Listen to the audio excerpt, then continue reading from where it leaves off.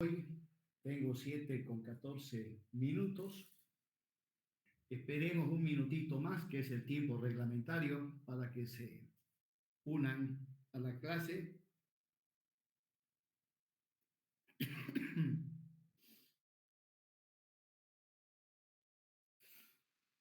Pues vamos adelante. Bueno, jóvenes, hoy vamos a ver un método, el método de las fuerzas. Un ejemplo de aplicación de este método que recordarán ustedes se aplica exclusivamente al análisis de estructuras hiperestáticas. Los requisitos, las hipótesis para poder aplicar este método son que la estructura debe tener un comportamiento perfectamente elástico y las deformaciones deben estar dentro del ámbito de las pequeñas deformaciones. Luego, recurriendo a el principio de superposición de efectos y a una serie de artificios, obviamente creados por el autor de este método, es que resolvemos paso a paso las estructuras hiperestáticas. Bien, vamos adelante con la presentación.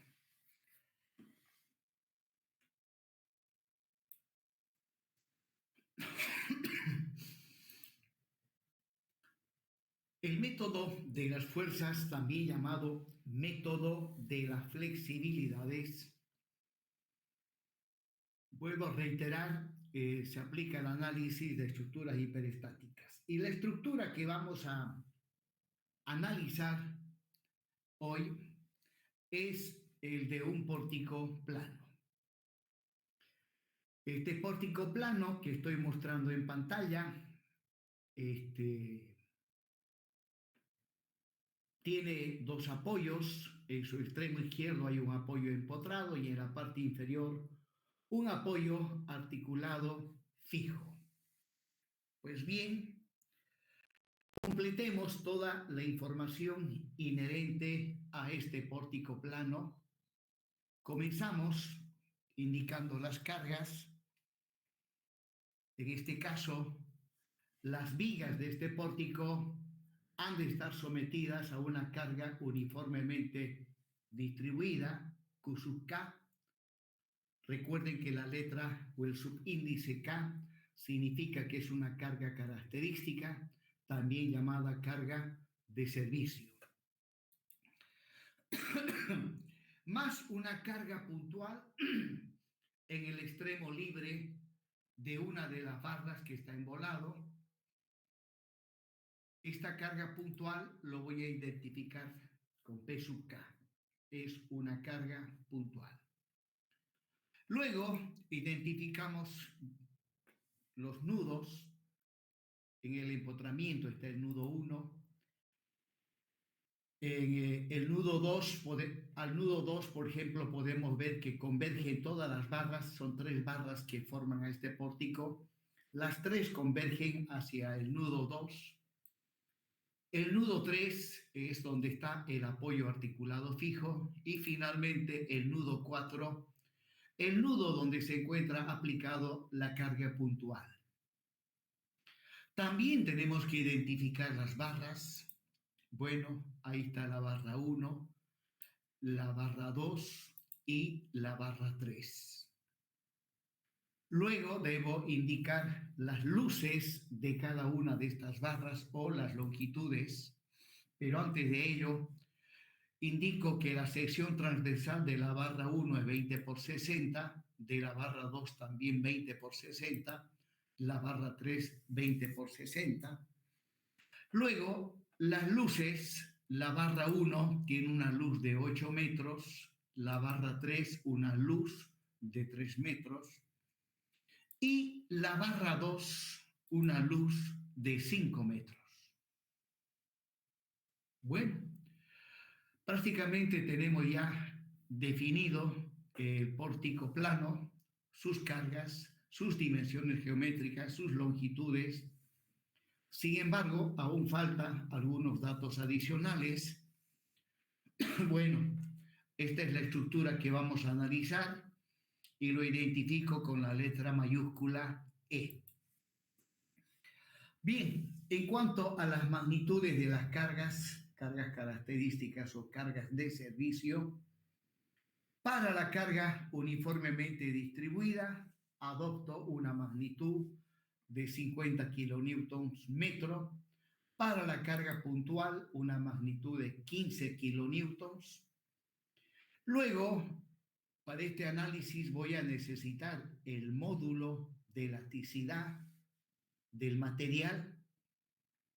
Pues voy a asumir que este pórtico es de hormigón armado, o sea, el material de construcción es hormigón armado.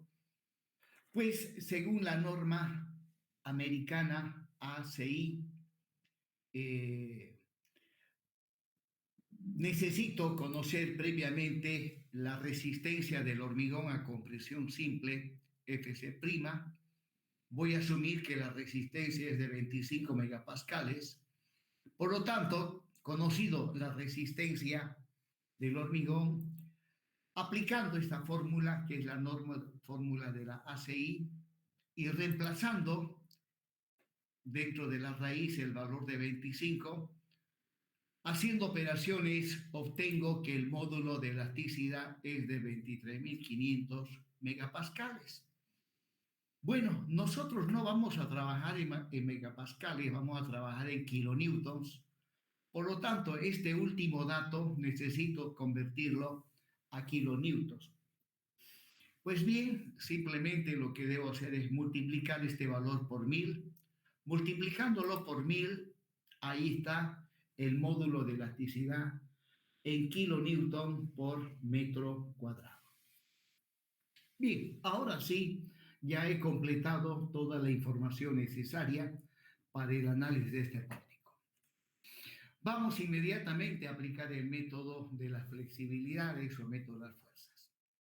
Resulta que lo primero que tenemos que realizar es determinar el grado hiperestático total de esta estructura.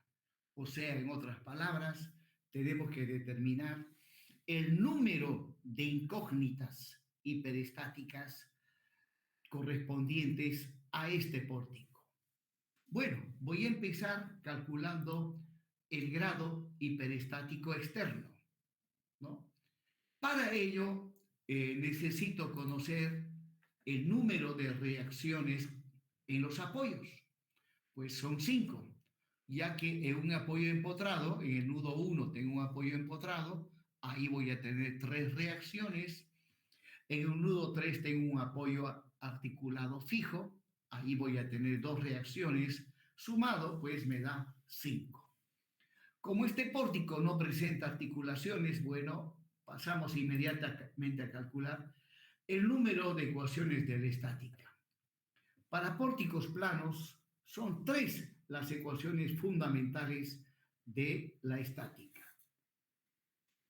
Bueno, luego pues aplicando la formulita que dice que el grado hiperestático externo es el número de reacciones en los apoyos menos el número de ecuaciones de la estática, reemplazando y haciendo cálculos, pues el grado hiperestático externo es 2.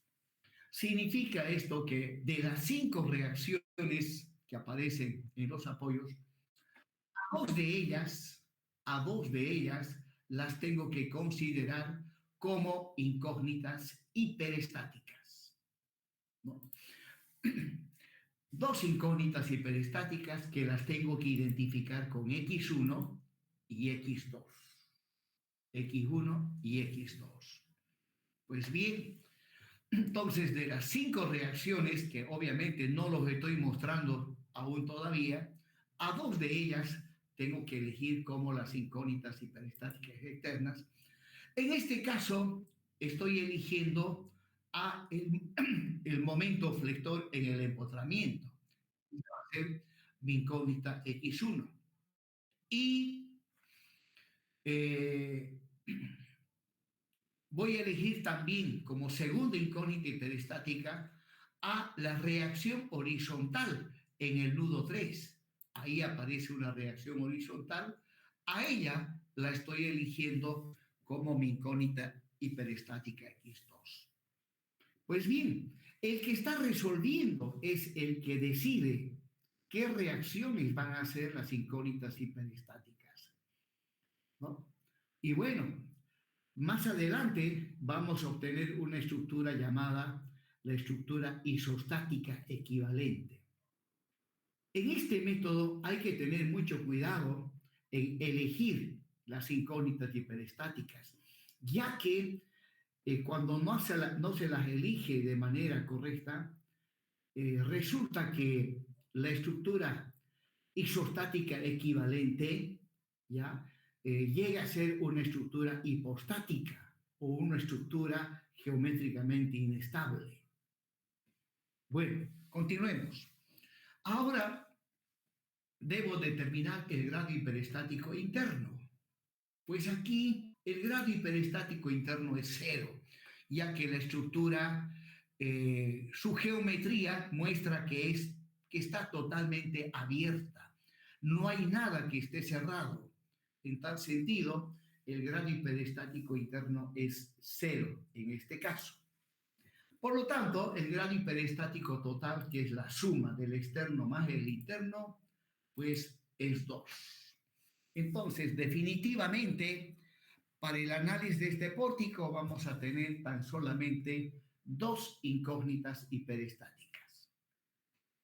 Proseguimos. Bien, ahí está nuevamente la estructura que vamos a analizar, pero ya mostrando las incógnitas hiperestáticas. Y luego, el siguiente paso es hallar la estructura isostática equivalente. Pues bien, ¿cómo se obtiene la estructura isostática equivalente? Resulta que esta estructura hiperestática la tengo que transformar en una estructura isostática. Para ello, debo modificar los apoyos que tienen incógnitas hiperestáticas. En este caso, el apoyo en el nudo 1 y el apoyo en el nudo 3, ambas tienen incógnitas hiperestáticas. Por lo tanto, ambas las tengo que modificar. ¿Cómo las modifico? Bueno, previamente voy a mostrar nuevamente la estructura. Observen que en el nudo 1 y el nudo 3 no he colocado aún todavía apoyos, ya que tengo que modificar los apoyos. En el nudo 1 tengo un apoyo empotrado.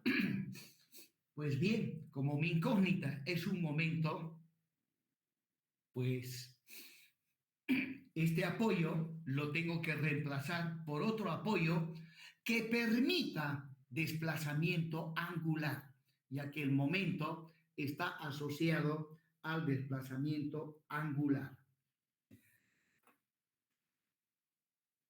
Bueno, pues un apoyo que permita desplazamiento angular. Pero antes de ello, un apoyo empotrado significa que el nudo 1 no tiene desplazamientos de ninguna índole, ni lineal ni angular. O sea, se encuentra totalmente restringido, ya que este apoyo empotrado no permite desplazamiento horizontal ni desplazamiento vertical lineales. Tampoco permite desplazamiento angular. Pues bien, como la incógnita es un momento, pues lo reemplazo por un apoyo que permita desplazamiento angular. Ahí va, mire, tiene que ser un apoyo articulado móvil, ya que de las 3 restricciones que impone el apoyo, Perdón. ¿sí? Escucho que dice, Fijo, un apoyo fijo, perdón, le decía. sí, es un apoyo articulado fijo, ¿ya?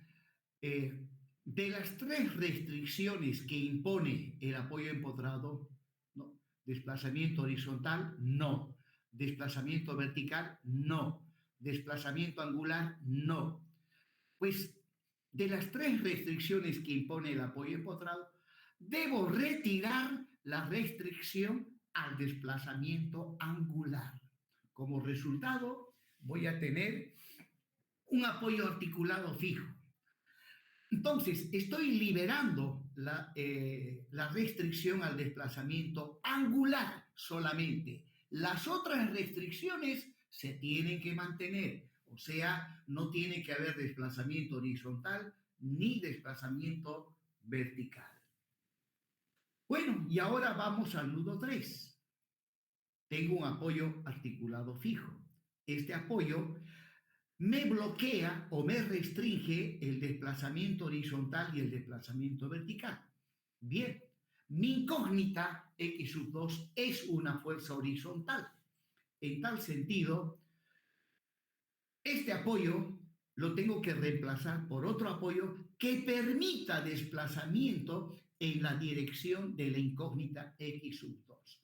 O en otras palabras, debo liberar la restricción al desplazamiento horizontal, al desplazamiento lineal horizontal, lo cual significa que este apoyo articulado fijo lo tengo que reemplazar por un apoyo articulado móvil que permita justamente el desplazamiento horizontal del nudo 3. Y no es más, ahí está lo que denominamos la estructura isostática equivalente. Muy bien. Y ahora voy a determinar la estructura principal. ¿Qué es la estructura principal? Es la estructura isostática equivalente, o sea, observen que la estructura isostática equivalente ya es una estructura isostática. En el nudo 1 tengo un apoyo donde voy a tener dos reacciones. En el nudo 3 tengo un apoyo donde va a haber una reacción. O sea, en total son 3 reacciones. Y las ecuaciones de la estática también son 3. Entonces, el número de ecuaciones de la estática es igual al número de reacciones en los apoyos, pues la estructura es isostática. Obviamente, en el análisis que estoy haciendo, ya no tomo en cuenta a las incógnitas hiperestáticas.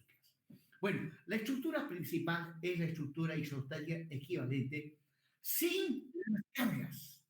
Sin las cargas. Ahí está. Esa es la estructura principal. O bien, si ustedes quieren, le quito la numeración, la identificación y las luces de las barras. Ahí está. Esa es la estructura principal. Bien, habiendo definido ya la estructura principal, a continuación pasamos al análisis de la estructura isostática equivalente, el cual lo estoy volviendo a mostrar. Pues bien, esta estructura la vamos a analizar por partes, aplicando el principio de superposición de efectos. En realidad, se puede resolver esta estructura sin aplicar el principio de superposición de efectos, pero el análisis se realiza de manera extremadamente compleja, demasiado complejo. Así que es mucho más sencillo aplicar el principio de superposición de efectos. Bueno, esta estructura presenta las siguientes cargas. Por un lado, la carga distribuida Q sub K y la carga puntual P sub K es lo que denominaremos la carga externa propiamente dicha. Luego tengo X sub 1, también es para nosotros una carga. Y finalmente viene X2, que también ha de ser una carga. Entonces, en términos generales, podríamos decir que nuestro pórtico está sometido a 3 cargas, a 3 estados de carga. El primer estado de carga es la carga externa propiamente dicha, que está formada por la carga distribuida y la carga puntual. La segunda carga es la incógnita hiperestática X1 y la tercera carga es la incógnita hiperestática X2. Entonces, vamos a analizar por separado para cada una de estas cargas, ¿no? De manera tal que la estructura planteada, que es E, ¿no? Eh, primeramente la vamos a analizar para la carga externa propiamente dicha. Bueno, a esta ecuación vamos a llegar a continuación, después lo describo. Bien, entonces agarro la estructura principal y le aplico la carga externa propiamente dicha. Ahí está. Y a esta estructura la vamos a identificar con E sub 0. La identificamos con E sub 0 y, pues bien, luego, al analizar, tenemos que calcular las reacciones en los apoyos, los esfuerzos internos y las deformaciones. En este caso, estoy asumiendo que la estructura se deforma conforme muestro el siguiente gráfico. Y en cuanto a las deformaciones de E sub 0, lo que me interesa conocer, ¿no? Según mis incógnitas hiperestáticas x1 y x2, lo que necesito conocer es el desplazamiento angular del nudo 1 y el desplazamiento horizontal del nudo 3. Entonces, si me voy al nudo 1, el desplazamiento angular, trazo la tangente de la elástica en el nudo 1 y ahí está el desplazamiento angular del nudo 1, el cual lo identifico de la siguiente manera. Delta 1, 0. ¿Qué significa eso? Bueno, significa que es el desplazamiento angular correspondiente a la incógnita hiperestática x1 debido a la carga externa propiamente dicha, o sea, debido a la carga distribuida y debido a la carga puntual, aparece este desplazamiento. Vamos al siguiente desplazamiento del nudo 3. Este lo identifico de esta manera, delta 2, 0. ¿Qué significa eso? Es el desplazamiento lineal correspondiente a la incógnita hiperestática x2 debido, el subíndice 0 me dice que es debido a la carga externa propiamente dicha. Bien, continuamos. Más. Ahora, agarro la estructura principal. La siguiente carga es x1, cuya magnitud no la conocemos, puesto que pues, es una incógnita. Es la incógnita hiperestática. No conocemos su valor, su magnitud. Bueno, eso lo solucionamos dándole temporalmente a esta incógnita un valor unitario. Para ese valor unitario analizamos la estructura, calculamos reacciones, esfuerzos internos y deformaciones. En cuanto, ¿no? Calculamos reacciones, esfuerzos internos, deformaciones y todo eso que hemos calculado, disculpen, a la estructura analizada, asumiendo que x1 vale 1, a eso le llamamos la estructura E sub 1. Repito, a la estructura analizada, asumiendo que x sub 1 vale 1, le llamamos la estructura E sub 1. Bueno, más adelante, cuando ya tengamos el valor verdadero de x1, al análisis realizado, asumiendo que x1 vale 1, lo tenemos que multiplicar por el valor verdadero de x1.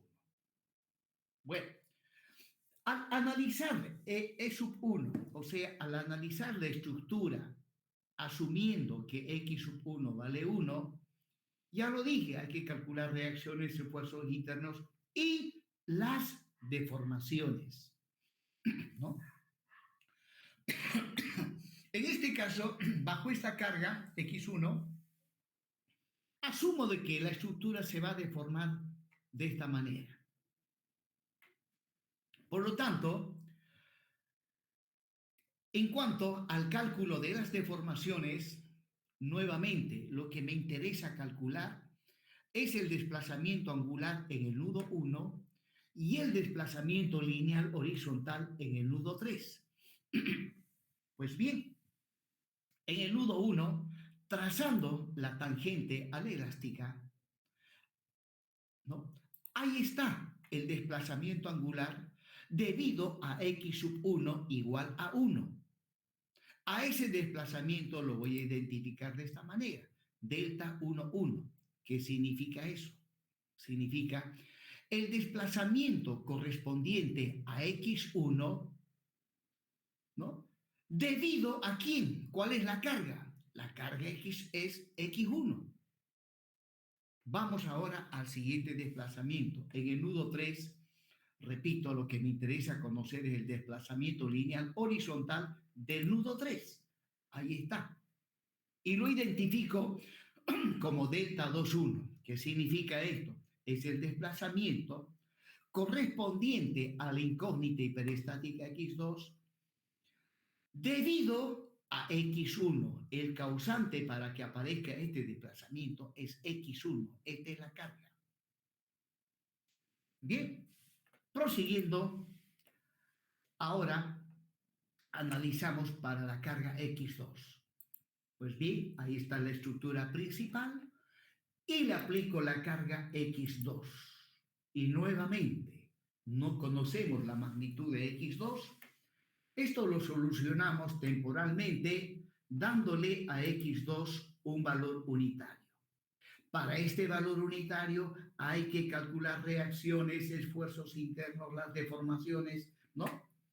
Y todo eso, a todo eso le llamamos la estructura E sub 2. O sea, E sub 2 es la estructura analizada bajo X sub 2, asumiendo que X sub 2 vale 1. Habiendo hecho todos esos análisis, pues a ese análisis realizado asumiendo que X sub 2 vale 1, lo tengo que multiplicar por el valor verdadero de X2 que aún no lo conocemos. Entonces, repito, asumiendo que x2 vale 1, calculo reacciones, calculo esfuerzos internos y calculo también las deformaciones. Bueno, en este caso, bajo esta carga x2, asumo que la estructura se deforma de esta manera. Pues bien, en el cálculo de las deformaciones, vuelvo a repetir, lo que me interesa calcular es el desplazamiento angular del nudo 1 y el desplazamiento lineal horizontal del nudo 3. Pues bien, en el nudo 1 trazo la tangente elástica y ahí está el desplazamiento angular del nudo 1. Lo identifico de esta manera, delta 1, 2. Significa el desplazamiento, el subíndice 1 significa que es el desplazamiento correspondiente a x1 y el subíndice 2 me dice quién es el causante para que aparezca este desplazamiento. El causante es la carga x2 debido a x2. Y vamos al desplazamiento lineal en el nudo 3, lo identifico de esta manera, delta 2, 2. Es el desplazamiento correspondiente a x2 y el causante para que aparezca este desplazamiento es también x2. Bien, entonces he hecho un análisis general global y ahora, a continuación, tenemos que analizar en detalle la estructura E sub 0, la estructura E sub 1 y la estructura E sub 2. Para esas tres estructuras debo calcular reacciones en los apoyos, esfuerzos internos y debo calcular cada una de estas deformaciones. Bien, vamos inmediatamente entonces. Pero antes de ello voy a hacer un resumen. Ahí está la estructura isostática equivalente y ahí está la estructura E sub 0 más la estructura E sub 1 multiplicado por X1 más la estructura E sub 2 multiplicado por X2. Y bueno, a continuación me voy a plantear la ecuación de superposición de efectos, que observando las gráficas podemos ver claramente que la estructura inicialmente planteada, o sea, E es igual a E sub 0 más E sub 1 por X1 más E sub 2 por X2. Esta es la ecuación de superposición de efectos. Muy bien. Y ahora estoy mostrando la estructura inicialmente planteada, o sea, la estructura hiperestática, donde en el nudo 1 hay un empotramiento y en el nudo 3 hay un apoyo articulado fijo. Bueno, resulta que ahora me voy a plantear la ecuación de compatibilidad de las deformaciones. ¿Ya? Me voy a plantear las ecuaciones de compatibilidad elástica de la estructura. Bueno, según el principio de superposición de efectos, si yo sumo E sub 0 más E sub 1 por X1 más E sub 2 por X2, me tiene que dar la estructura inicialmente planteada, que acá abajo lo estoy mostrando. ¿Y qué dice la estructura inicialmente planteada respecto al desplazamiento angular en el nudo 1? Como hay un empotramiento, me dice que el desplazamiento angular es cero, no hay desplazamiento angular. De igual manera, en el nudo 3 hay un apoyo articulado fijo. Y este apoyo me está diciendo que no tiene que haber desplazamiento lineal horizontal.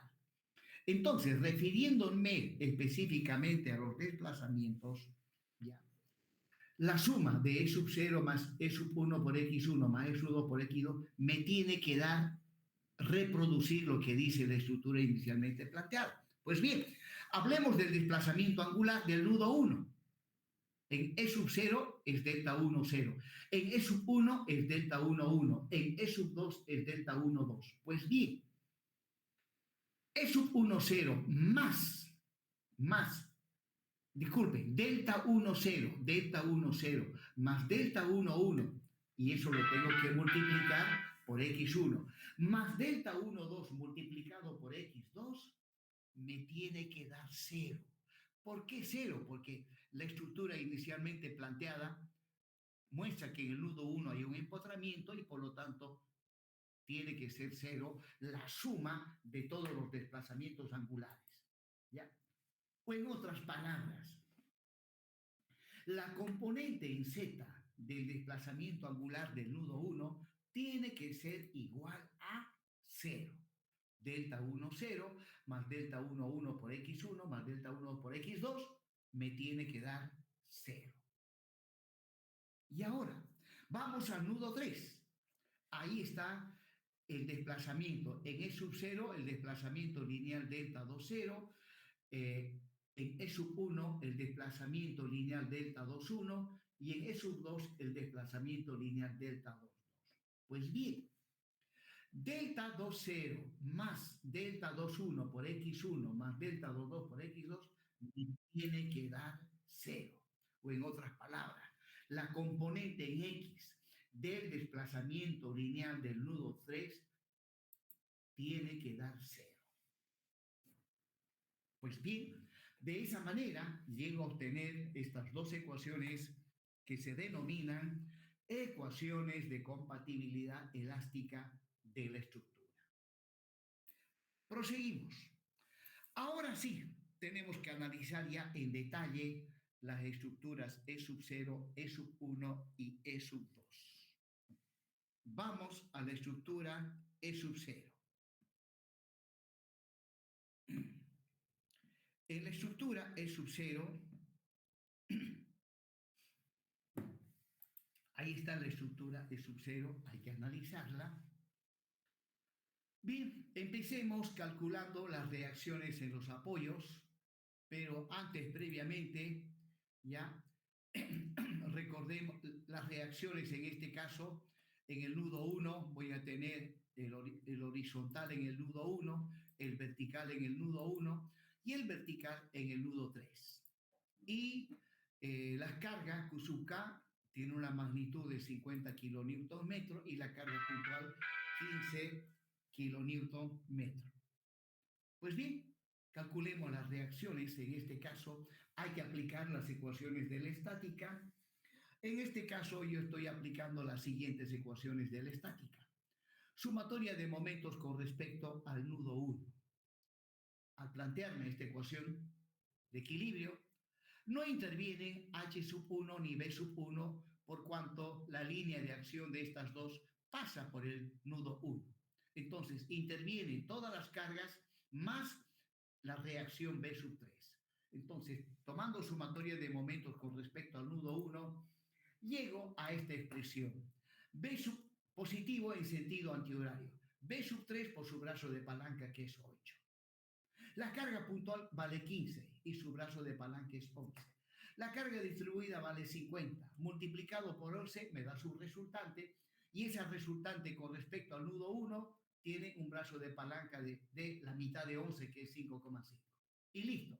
Hago operaciones aritméticas y de ahí despejo B sub 3. Bien, luego me voy a plantear otra ecuación de equilibrio. En este caso, se me ocurre plantearme una sumatoria de momentos con respecto al nudo 2. Con respecto al nudo 2. ¿Y por qué con respecto al nudo 2? Sencillo, tiene su justificación. Si tomo sumatoria de momentos con respecto al nudo 2, entonces la reacción H1 y la reacción B sub 3, sus líneas de acción pasan por el nudo 2, por lo tanto ellas no intervienen en esta ecuación de equilibrio. Ha de intervenir solamente B sub 1. O sea, de esa manera voy a obtener una ecuación con una incógnita. ¿Ya? Es importante analizar cómo se va a plantear las ecuaciones de equilibrio, porque si trabajo simplemente por trabajar, seguramente voy a obtener una ecuación con dos incógnitas. Y resolver ecuaciones que tienen dos o más incógnitas, pues lleva tiempo. Y en un examen, pues el tiempo vale oro. Bien, entonces, sumatoria de momentos con respecto al nudo 2, B sub 1, su brazo de palanca es 8, la carga distribuida es 50, multiplicado por 11 me da su resultante, y el brazo de palanca de la resultante con respecto al nudo 2 es 2,5. Y finalmente la carga puntual, cuya magnitud es 15, su brazo de palanca con respecto al nudo 2 es 3. De ahí despejo B sub 1. Y luego me faltaría calcular H sub 1. Bueno, a simple vista podemos ver que no hay cargas horizontales. Y en esta reacción, en el del nudo 3, también no voy a tener reacción horizontal. Por lo tanto, a simple vista, H sub 1 tiene que ser igual a 0. Sin embargo, voy a suponer que me hago el tonto y que no sé cuánto vale H1, ¿ya? Y me voy a plantear una ecuación de equilibrio que al mismo tiempo me ha de servir como ecuación de verificación de los cálculos que estoy realizando, ya que H sub 1 sí o sí tiene que salir 0. Pues bien, me planteo la siguiente ecuación de equilibrio. Sumatoria de momentos con respecto a el nudo 5. El punto 5. ¿Dónde está el punto 5? Acá. ¿Y por qué estoy tomando sumatoria de momentos con respecto a este punto? Pues es para hacer intervenir a H sub 1. Y B sub 1 no ha de intervenir porque su línea de acción pasa por el nudo 5. Muy bien, ahí está la ecuación de equilibrio. H sub 1, su brazo de palanca es 5 y produce momento negativo. La carga distribuida es 50 por 11, su brazo de palanca es 5,5. La carga puntual vale 15, su brazo de palanca con respecto al punto 5 es 11. Y B sub 3 vale 398.75, su brazo de palanca es 8 y produce momento positivo y no es más. Hago operaciones y H sub 1 me sale 0. Listo. He calculado y he verificado simultáneamente el análisis o el cálculo de las reacciones. Bien, observarán, jóvenes, que las estructuras que yo les planteo son tremendamente sencillas. ¿Ya? Yo tengo ya ya van 4 hijos en la Gabriel, 3 ya son ingenieros y hay uno que ya está en el 8º semestre. Voy a tener 4 ingenieros conmigo, somos ya 5 ingenieros civiles. Y me acuerdo que cuando ellos llevaban isostática, ¿ya? Siempre me pedían ayuda. Papá, ayúdeme acá. Bueno, les daban unos pórticos, unas estructuras. Bueno, dije, están aprendiendo, es bueno que les den estructuras complejas. Comparado a lo que yo les doy, pues lo que les dan en isostática eran tremendamente complejas. Bueno, depende también con qué profesor habrán llevado. Entonces, jóvenes, en la materia de hiperestática, les voy a ser sinceros, como las estructuras que les doy son súper sencillas, ya que el objetivo es aprender hiperestática, no aprender isostática. Por eso que les doy estructuras sencillitas. Si ustedes se equivocan en el análisis de reacciones, pues hasta ahí nomás llegaron. No tienen ustedes derecho a equivocarse en el cálculo de reacciones tan sencillas, ya que ustedes ya están en un 7º semestre. Bien, prosiguiendo, jóvenes. Ahora nos vamos al análisis de los esfuerzos internos. Hay que recorrer la estructura barra por barra, de izquierda a derecha, de derecha a izquierda, de abajo hacia arriba o de arriba hacia abajo. Eso ya lo decide el que está analizando la estructura. En este caso se me ocurre empezar agarrando la barra 1. Pues la barra 1 es una barra en posición horizontal, sometida a una carga uniformemente distribuida, Q sub K. Luego, en su extremo izquierdo, bueno, esta barra tiene una luz de 8 metros, y en su extremo izquierdo está el nudo 1, en donde hay una fuerza B sub 1 de magnitud igual a 166.25 kilonewtons. Debía haber colocado directamente la magnitud ahí. Luego, en su extremo derecho, esta barra se encuentra rígidamente unida a la barra 3 y a la barra 2. Eso lo represento por medio de un empotramiento. Listo, ahí está la estructura y observarán que es isostática. Pues bien, hay que analizarla. En este caso, en el apoyo empotrado ha de haber un momento más una reacción vertical que le llamo M sub 2, B sub 2, ya que corresponden a reacciones que aparecen en el nudo 2. Bien, partiendo del extremo izquierdo de esta barra, a una distancia X, me voy a plantear las ecuaciones analíticas, en este caso, del momento. B sub 1 por X. B sub 1 vale 166.25 por X. Menos la carga, que es 50, por X me da su resultante, y su brazo de palanca con respecto al nudo 1 es X medios. Simplificando, llego a esa expresión. Y señores, ahí está la ecuación analítica del momento flector para la barra 1. También me voy a plantear la ecuación analítica del esfuerzo de corte. 166.25 menos 50 por X. Bueno, utilizando esta información, puedo calcular el momento en el nudo 2, ¿no? Para ello, a X le doy el valor 8, para X igual a 8. Esta reacción M sub 2 vale menos 270. Luego, también puedo calcular la reacción B sub 2, que no es otra cosa que el cortante en el nudo 2. Utilizo la ecuación analítica, dándole a X el valor 8, obtengo que la reacción B sub 2 es negativo y vale 233.75 kilonewtons. Proseguimos con esto del análisis de los esfuerzos internos Vamos ahora a la barra 2. La barra 2 es una barra en posición vertical, no lleva cargas a lo largo de su eje longitudinal baricéntrico y en su extremo izquierdo, o sea, en el nudo 3, hay una fuerza B sub 3 cuya magnitud está acá, lo tengo a la vista, 398.75 y en el extremo superior se encuentra rígidamente unido a otras barras y no es más. Luego, partiendo del nudo 3 hacia arriba a una distancia X, podemos ver que la ecuación analítica del momento flector es nulo, no hay momento flector, no hay esfuerzo de corte. Entonces, eh, pero sí, esta barra ha de estar sometido a un esfuerzo normal de compresión, el cual no varía a lo largo de la barra hasta llegar al apoyo empotrado. O sea, si a X le doy el valor 5, le doy, a X le doy el valor 5, el momento en el nudo 2 vale 0, el cortante vale 0 y el normal vale también menos 398.75 kilonewtons. Ingeniero, disculpe una consultita. Adelante.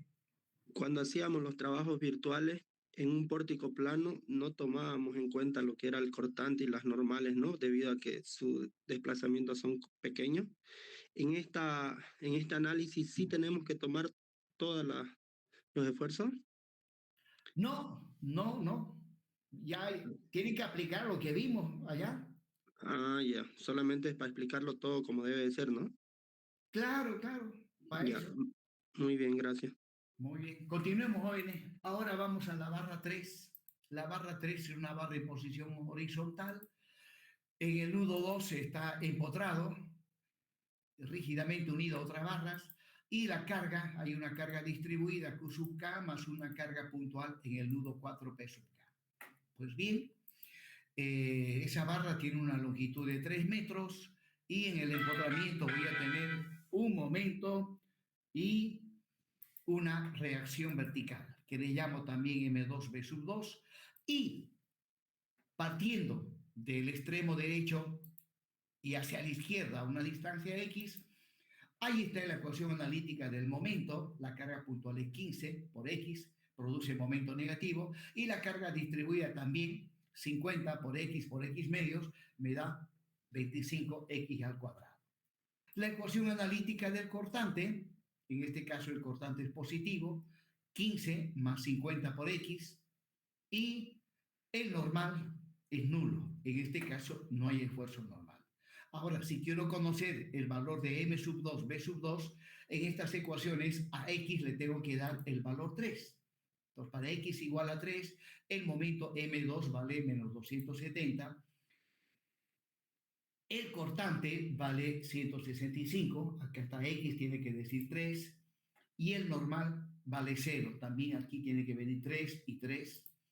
Y bueno, hemos analizado la estructura E sub 2, pasamos inmediatamente al análisis de la estructura E sub 1. Ahí está la estructura E sub 1, donde la carga, en este caso, la carga es la incógnita hiperestática X1 con valor unitario. Con valor unitario.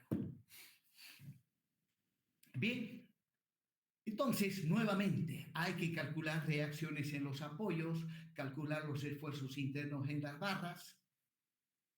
Pues bien, ahí están las reacciones que vamos a calcular. Y resulta que para este análisis me voy a plantear las mismas ecuaciones de equilibrio que había utilizado en el análisis de la estructura E sub 0. Sumatoria de momentos con respecto al nudo 1, pues menos B sub 3 por 8 más 1 igual a 0, de ahí obtengo B sub 3 que sale un octavo. Sumatoria de momentos con respecto al nudo 2,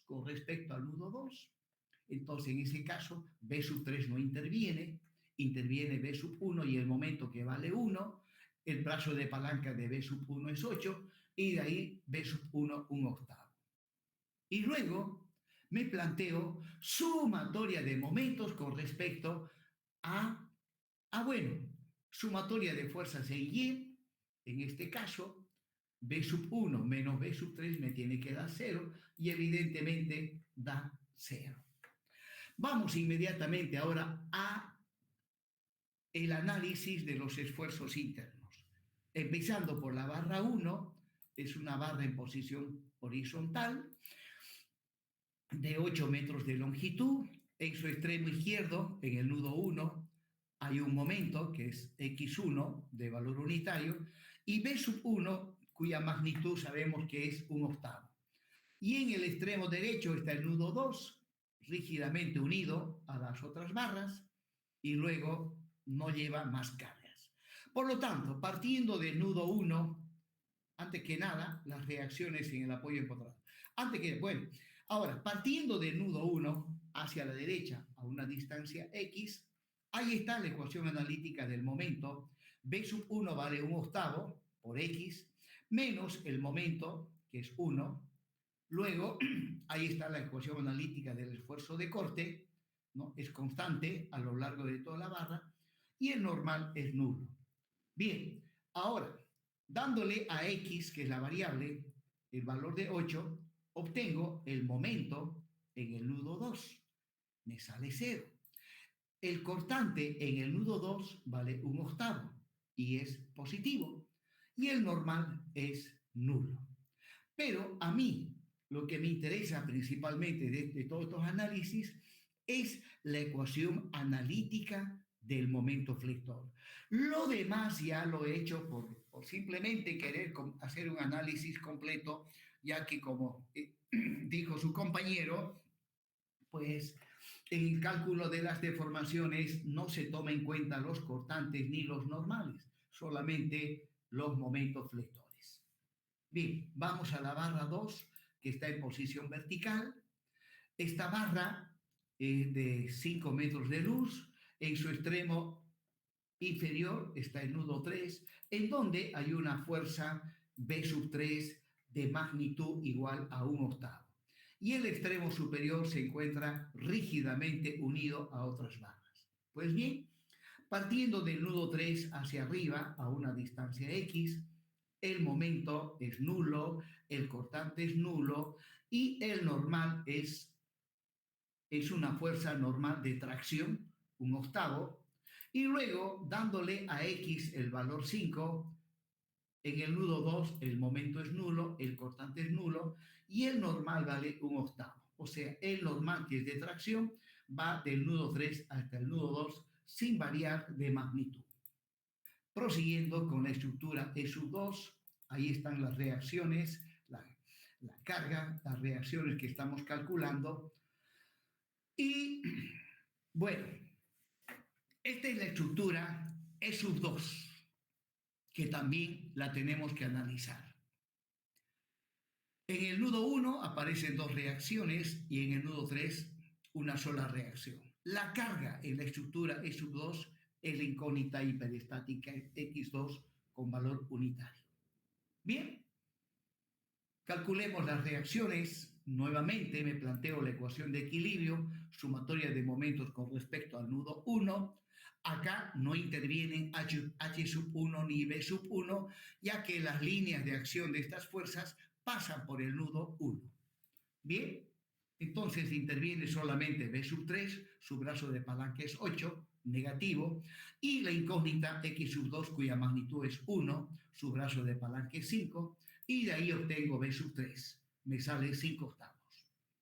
Sumatoria de momentos con respecto al nudo 2, en este caso no interviene B sub 3 ni H sub 1, ha de intervenir solamente B sub 1.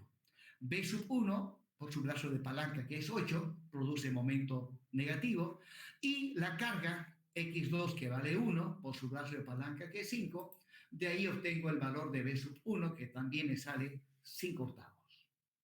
Y finalmente hago sumatoria de fuerzas en X, pues bien, la carga X2 vale 1, positivo, menos H sub 1, tiene que dar 0, y de ahí obtengo que H sub 1 vale 1 kilonewton. Y la verificación lo obtengo planteando esta ecuación de equilibrio, sumatoria de fuerzas en Y. B sub 1 menos B sub 3 tiene que dar 0 y obviamente aquí da 0.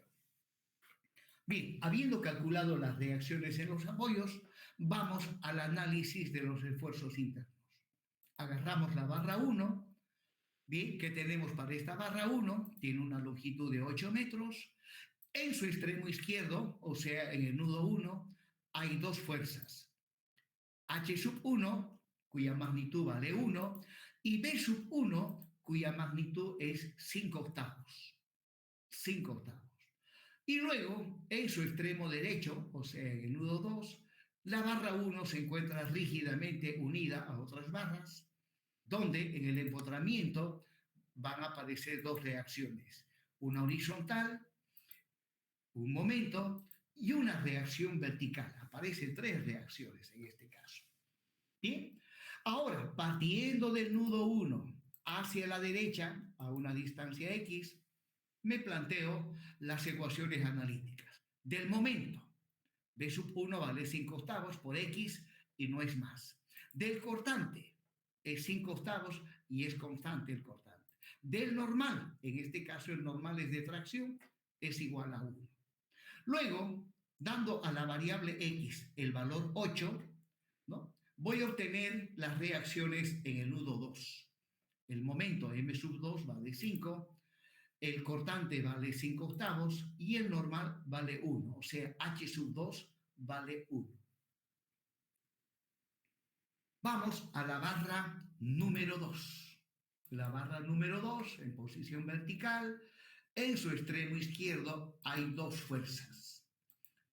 Una de ellas es X sub 2, que vale 1, y la otra reacción es B sub 3, que vale 5 octavos.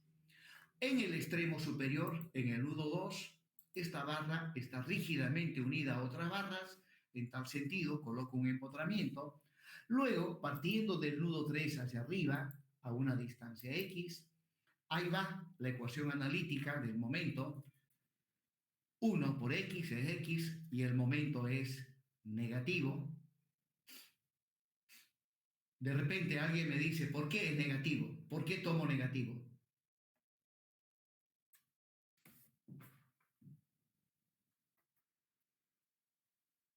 Por los ejes locales de la barra que ha tomado. Evidentemente, el signo del momento depende de la orientación de los ejes locales cartesianos de la barra que estoy analizando. Bueno, ya dijimos en una clase anterior respecto a los ejes locales, para barras que están en posición horizontal, conviene ubicar el eje local 1 apuntando de izquierda a derecha. Y para barras que están en posición vertical, conviene ubicar el eje local 1 apuntando de arriba, de abajo hacia arriba. Por lo tanto, si el eje local 1 apunta de abajo hacia arriba, el eje local 2 apunta hacia la izquierda. Hacia la izquierda. Por lo tanto, entre el eje local 1 y el eje local 2, esta región es la parte externa y el otro lado es la parte interna. Ahora observen que la carga X2 me tracciona la parte externa. Si me tracciona la parte externa, significa que el momento es negativo. Bueno, esta manera de definir los signos de los esfuerzos internos, la verdad de las verdades, deberían enseñarles desde isostática 1. Cosa que cuando lleguen a hiperestática ya ustedes tiruchis en eso. ¿Por qué tienen que isotarle desde isostática? Porque así se trabaja en ingeniería estructural. Bueno, continuemos. El cortante, en este caso, es negativo, vale menos 1, y el normal es positivo, vale 5 octavos. Ahora, dándole a X el valor 5, el momento en el nudo 2 sale menos 5, el cortante es menos 1 y el normal 5 octavos, ya que no dependen de X, son constantes. Bien, finalmente, ya he concluido prácticamente de analizar la barra 1, la barra 2, y observen que no he analizado la barra 3 en este caso. Es que la barra 3 no lleva cargas. Si venimos de derecha a izquierda, viniendo de derecha a izquierda, no vamos a encontrar ninguna carga y por tanto ningún esfuerzo interno. Por eso no analicé la barra 3. Para la barra 3, el momento flector es nulo, el cortante es nulo y el normal es nulo. Bien, nuevamente me estoy planteando ahora la ecuación de compatibilidad elástica de la estructura.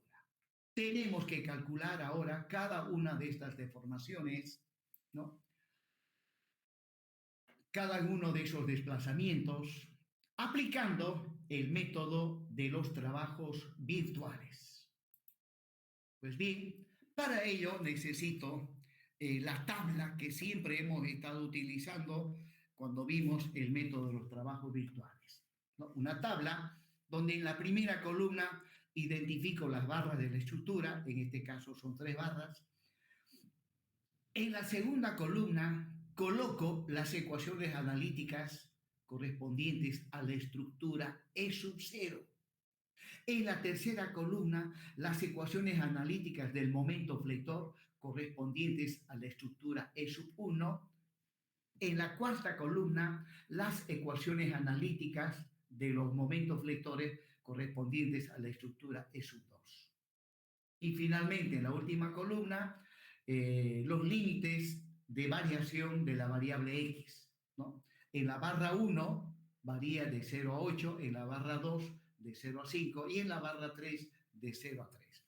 Entonces, ahí está la ecuación analítica de la barra 1 en la estructura E sub 0, en la barra 2 el momento es nulo y en la barra 3 ahí está la ecuación analítica correspondiente a la estructura E sub 0. O sea, para construir esta tabla me tengo que ir al análisis de la estructura E sub 0 y de ahí traer estos valores. Lo mismo, me tengo que ir a la estructura E sub 1 y para la barra 1, 2 y 3 traer sus ecuaciones analíticas. Bien, una vez construida esta tabla, ya estamos en condiciones de calcular cada uno de estos desplazamientos aplicando el método de los trabajos virtuales, donde este método dice que para el cálculo de las deformaciones de pórticos planos solamente hay que tomar en cuenta los momentos flectores. Y justamente mi tabla contiene los momentos flectores. Bien, ahí está la ecuación del método de los trabajos virtuales, ¿no? Donde, pues, observarán que aquí ha habido un cambio, ¿no? Este cambio ya lo expliqué en una clase anterior, ¿no? Se trabaja con subíndices, delta y j, que es el desplazamiento, m sub i, m sub j. Bueno, si recordamos algo del método de trabajos virtuales, m sub i llegaría a ser el momento debido a la carga virtual y m sub j llegaría a ser el momento debido a la carga real, ¿no? Bueno, acá no es necesario investigar o averiguar cuál es la estructura con la carga virtual, cuál es la estructura con la carga real. Simplemente nos vamos a guiar por los subíndices. Bueno, pero antes de aplicar esta fórmula voy a hacer una simplificación. Todas las barras tienen la misma sección transversal. O sea, el momento de inercia es el mismo. El módulo de elasticidad también es el mismo. Por lo tanto, puedo sacar de la integral ya que EI es una constante. Sale fuera de la integral. Por un lado. Por otro lado, para poder hacer los cálculos numéricos de una manera más sencilla, EI, que se denomina la rigidez a flexión, lo voy a pasar al miembro izquierdo. Pasándolo al miembro izquierdo, finalmente ahí está la ecuación que voy a utilizar. Bien. Era una pregunta. Adelante. En su tabla de resumen, los momentos están en toneladas, ¿no? a ver. Voy a hacer un pequeño paréntesis. Voy a hacer un pequeño paréntesis. Parece que sí. Volviendo para atrás. En la barra 1 nos vamos, sí, parece que sí. Me voy a la barra, a la estructura E sub 0. Ahí está. Barra 1 dice 166.25. Me voy a mi tabla y dice correcto. Tiene toda la razón. Bueno, ¿cómo apellida usted? Aponte, ingeniero. Aponte, Aponte, tiene ganado 10 puntos. Ok, ingeniero. Sí, lo que pasa que este trabajo, pues recuerden que recién desde hace 13 meses atrás estamos utilizando el Sistema Internacional de Unidades de Medida. Anteriormente siempre hemos estado trabajando con el sistema técnico. Bueno, y como en Santa Cruz, los cruceños, la Sociedad de Ingenieros, la Cámara de la Construcción, la Alcaldía y todas las instituciones ya trabajan utilizando el Sistema Internacional de Unidades de Medida, pues yo dije, ya es tiempo de hacer el cambio, y hace 3 semestres hice justamente el cambio. Y bueno, los trabajos que tenía en ese tiempo estaban en unidades del sistema técnico. No, les comento que afuera los ingenieros, nadie trabaja utilizando las unidades del sistema técnico. Bueno, esta partecita evidentemente no lo había modificado, no lo voy a modificar en este momento porque lleva tiempo, sino que vamos a pasar directamente a calcular las deformaciones, ¿no? Vamos a pasar a calcular. Bueno, entonces, continuemos. Al final me hace recuerdo a Ponte para que le asigne sus puntos, ¿ya? No se olvide. Continuando Ya, ingeniero. entonces. Bien, entonces ahí está nuevamente la tabla y las simplificaciones que estoy haciendo. Pues pasemos inmediatamente a calcular ahora el delta 1, 0. ¿Ya? Ahí está. E sub C. Bueno, aquí estoy calculando el momento de inercia de la sección transversal multiplicado por el módulo de laticidad, haciendo operaciones, el momento de inercia es base por altura al cubo sobre 12, multiplicado por el módulo de laticidad, me sale 84.600 kilonewtons metro cuadrado. Bien, proseguimos. Bueno, vamos a saltar esta partecita porque eso lo vamos a ver más adelante y vamos directamente al cálculo de las deformaciones. Bien, ahí está la fórmula que voy a utilizar y empecemos calculando el delta 1, 0. El delta 1, 0. Pues bien, según los subíndices que manejo, delta IJ, dices M sub I por M sub J. Por lo tanto, el delta 1, 0 es M1, 0, disculpe, M sub 1 por M sub 0. Esta integral se tiene que aplicar a todas las barras de la estructura. Mi estructura tiene 3 barras, 1, 2, 3. Por lo tanto, esta integral tendría que descomponerse en 3 integrales. Pero antes de desarrollar esta integral, observemos la tabla. Aquí están los m sub 1 y aquí están los m sub 0. En cuanto a los m sub 1, observen que aquí tengo 0 y 0. Y según la fórmula de la integral, tengo que multiplicar los m sub 1 por los m sub 0. Si hago esas multiplicaciones, observen que para la barra 2, 0 por 0 es 0. Para la barra 3, 0 por esto también me va a dar 0. Entonces, en cambio, para la barra 1 no me va a dar 0.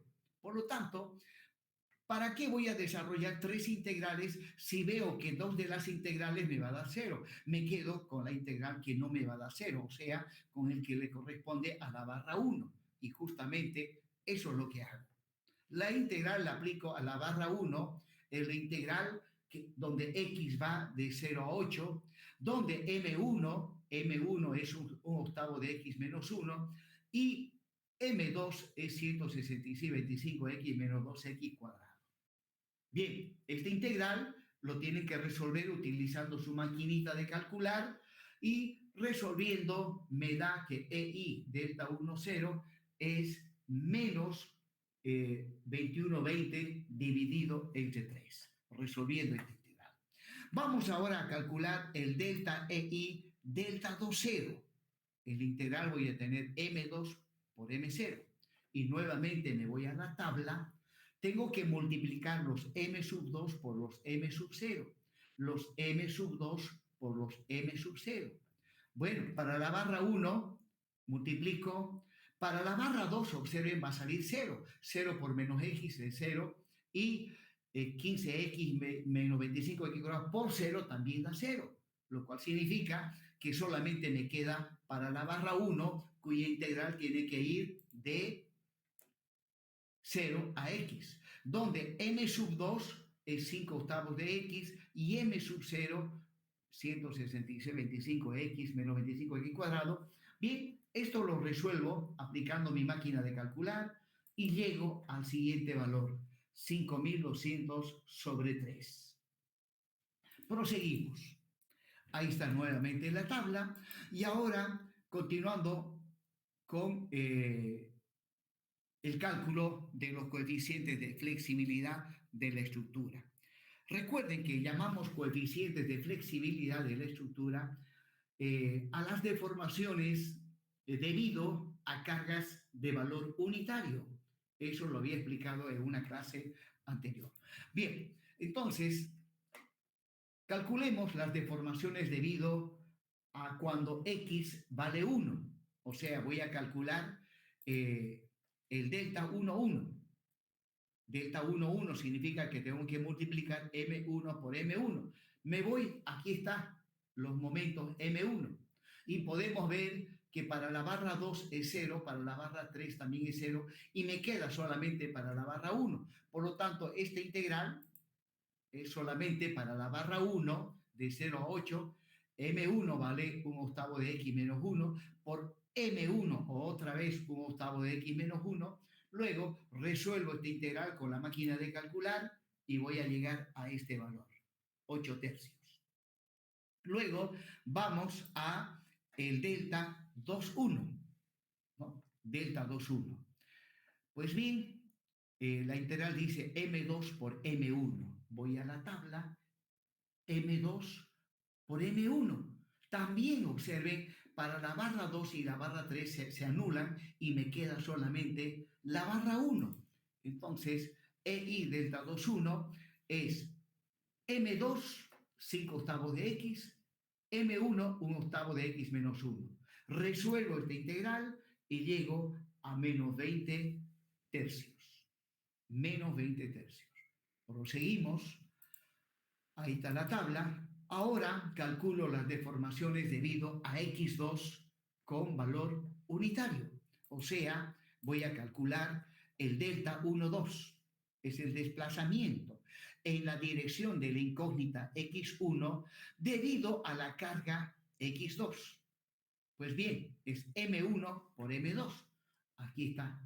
M1 por M2 se anulan para la barra 2 y la 3 y me queda solamente para la barra 1.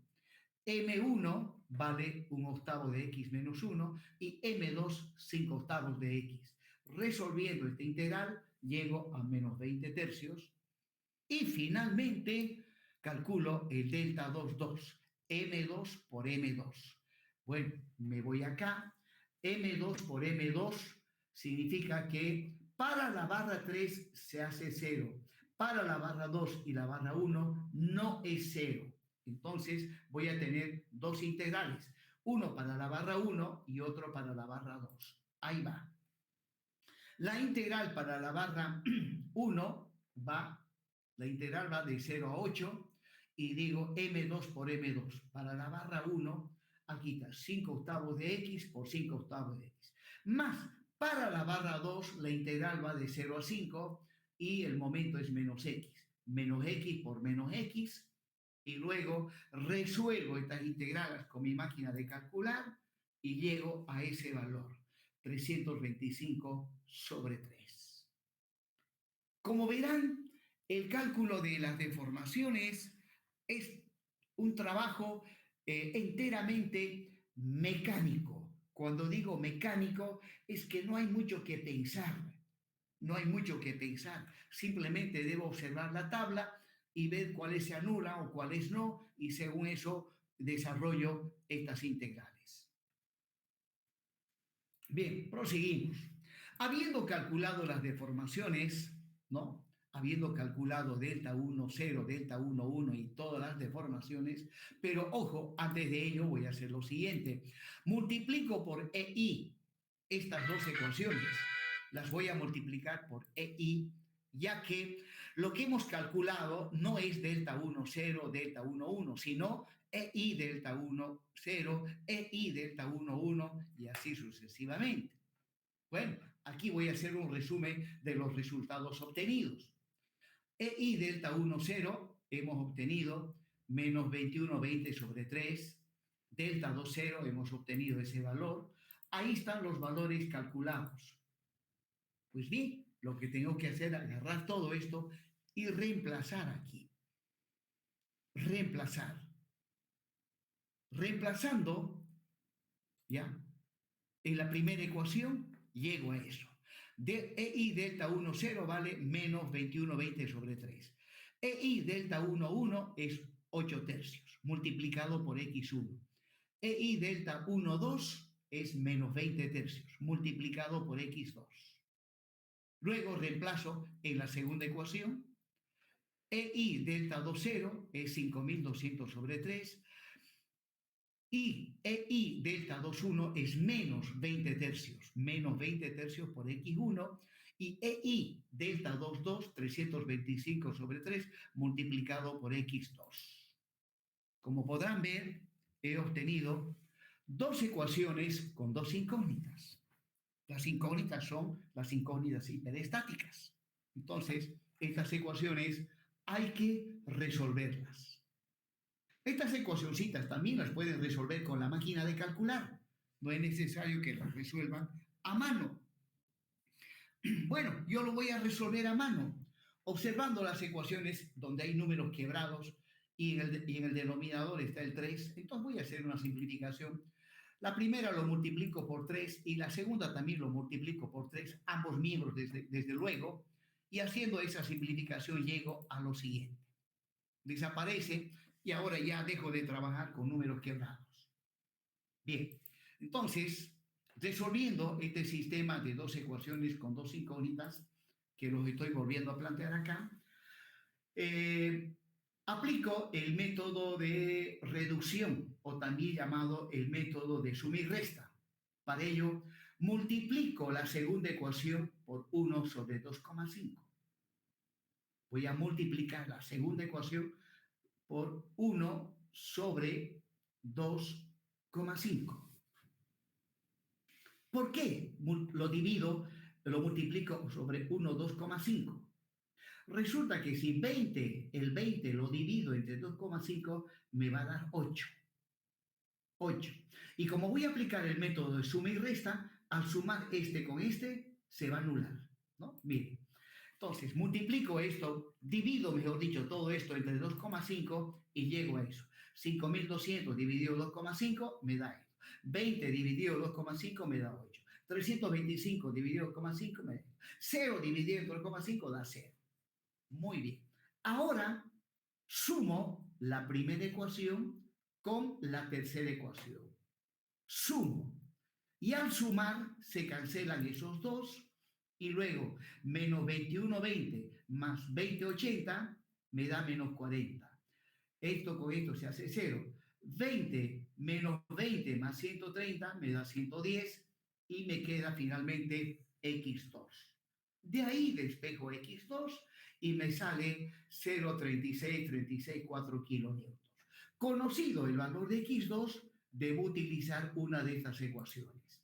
Pues resulta que de la segunda ecuación, de la primera ecuación, despejo X1. 20X2 pasa con positivo, este pasa también con positivo y el 8 pasa a dividir. Como ya tengo el valor de x2, reemplazando el valor de x2, x1 me sale 265,9091 kilonewton metro. x1 es un momento, x2 es una fuerza. Bueno, esto lo pueden resolver ustedes con la máquina de calcular, no es necesario que lo resuelvan a mano. Bien, entonces ahí está nuestra estructura inicialmente planteada, ¿no? La carga Q vale 50, la puntual 15, la incógnita X sub 2, ya trabajando con dos cifras decimales, me sale 0,36, y X1, el momento, 265,91 kilonewtons metro. Muy bien. Ahora falta calcular las demás reacciones. En el apoyo empotrado me falta calcular el horizontal, el vertical en el nudo 1 y en el nudo 3 me falta calcular el vertical en el nudo 3. Ya X1 y X2, que también son reacciones en los apoyos, ya los hemos calculado, ¿no? Entonces voy a terminar de calcular las reacciones y para ello puedo aplicar las ecuaciones de la estática. Sin embargo, lo que voy a hacer es aplicar la ecuación del principio de superposición de efectos, ¿no? Que dice que la estructura inicialmente planteada es la suma de E sub 0 con X, E sub 1 multiplicado por X sub 1 más E sub 2 multiplicado por X2. Como ya tengo X1 y X2, pues voy a reemplazar en esta ecuación y llego a esa expresión. E igual a E sub 0, X1 vale 265,91 por E sub 1, más X2 vale 0,36 por E sub 2. Entonces, con esta ecuación de superposición de efectos, voy a calcular las reacciones que faltan por calcular. Bien, H sub 1. Entonces, H sub 1 es igual. Pues bien, me tengo que ir a la estructura E sub 0, que ya lo hemos calculado, y ver cuánto vale H sub 1. Observaremos que vale 0. Luego, me voy a la estructura E sub 1, que ya lo hemos analizado, y observo cuánto vale H sub 1. Resulta que también vale 0. Luego, me voy a la estructura E sub 2, que ya lo hemos analizado, y veo cuánto vale H sub 1. Resulta que vale menos 1. Pues bien, hago operaciones y obtengo que H sub 1 es menos 0,36. Bien, vamos al cálculo de B sub 1. Entonces, B sub 1 ha de ser igual, ahí va, B sub 1. Me voy a la estructura E sub 0, que ya lo hemos analizado, y veo cuánto vale esta reacción. Vale 166,25. Más 265,91 por E sub 1. Me voy a la estructura E sub 1 para ver cuánto vale B sub 1, vale 1/8, más 0,36. Luego me voy a la estructura E sub 2 para ver cuánto vale B sub 1, vale 5/8. Hago operaciones aritméticas y B sub 1 me sale 199,71 kilonewtons. Y finalmente me voy a la estructura B sub 3. Disculpe, calculo la reacción B sub 3.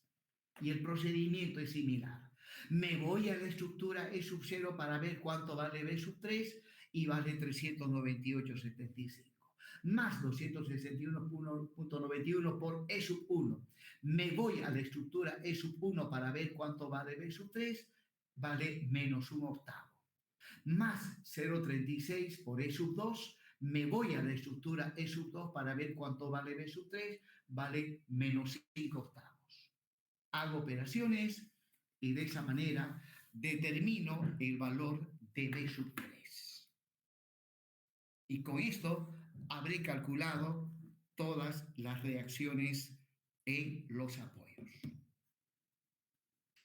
Bien, jóvenes, el siguiente paso sería ya dibujar los diagramas de los momentos flectores, de los esfuerzos de corte y de los esfuerzos normales. Bueno, resulta que lo tengo acá, pero no lo tengo configurado de manera, no está terminado de configurar este trabajo.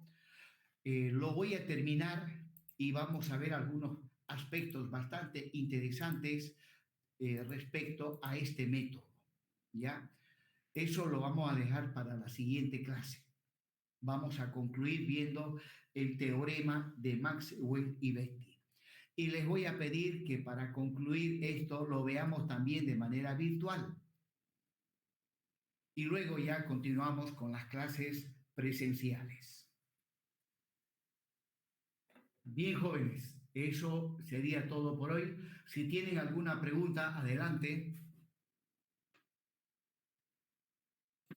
Ingeniero, está todo entendible, solamente que la siguiente clase igual va a ser virtual, dice, ¿no? El Sí, martes. es que quiero concluir esta parte. Bienísimo, gracias. Ya. Bien, jóvenes, entonces, ¿no es más? Ingeniero, No. no se olvide colocarme. Momentico, ahorita mismo lo colocamos, me va a esperar un ratingo, un rato, ¿dónde está?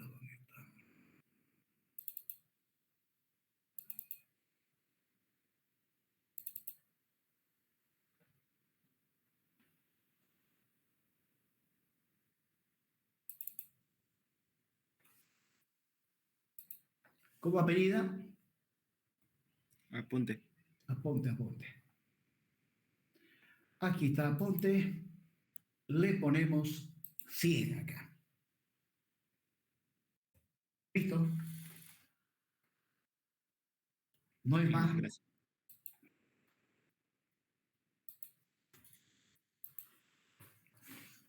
Bien, jóvenes, me despido. Hasta luego a todos ustedes. Hasta luego, ingeniero. Hasta luego.